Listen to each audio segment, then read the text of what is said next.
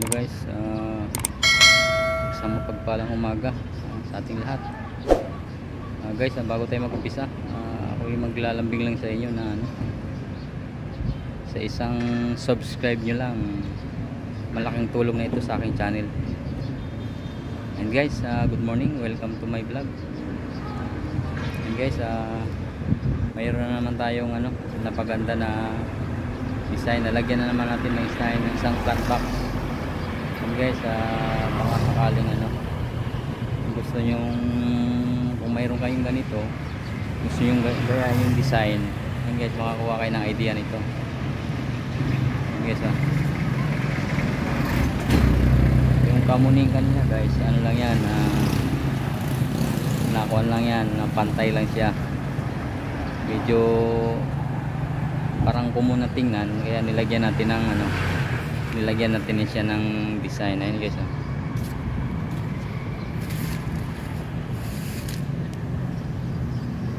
guys, ito guys, mahirap lang to gawin nating hagdanan. Gawin nating hagdanan si malambot lang siya, hindi pwede siyang below square, pero yung ganyang tulad nito hindi pwede, maano siya, masyadong malambot yung mga puno niya.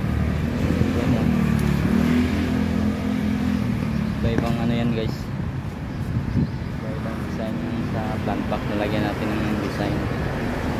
And guys, papakita ko sa inyo yung kabila para maikumpara nyo yung yung design dito at saka design sa kabila. Ayan guys, punta natin sa kabila.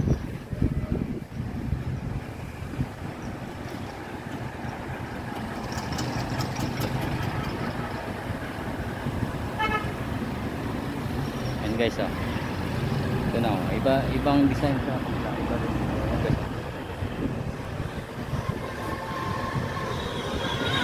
Ibang design guys, kung paano nyo pagandahin yung plant box nyo. Ayan guys, makakuha kayo ng idea rito kung paano siya.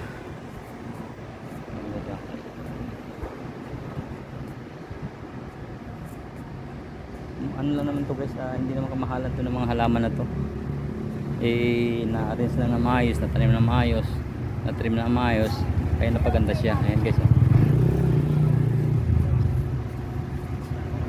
guys, may punong alibangbang tree, medyo maliit pa siya. Ayan, hindi namin pinapalago yan guys kasi dito malakas ang hangin, kaya siyang tumbahin ng hangin, kaya lang siya, hanggang hindi siya mataba, lagi siyang ganyan, kumbaga laging pinupruning. Yes,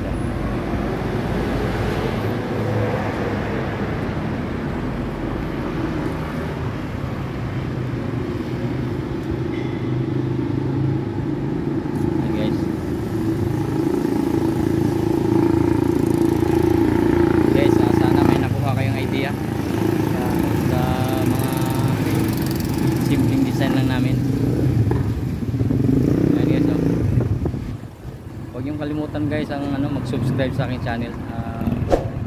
Malaking tulong ito para magpatuloy pa ang aking channel. And guys, thank you for watching.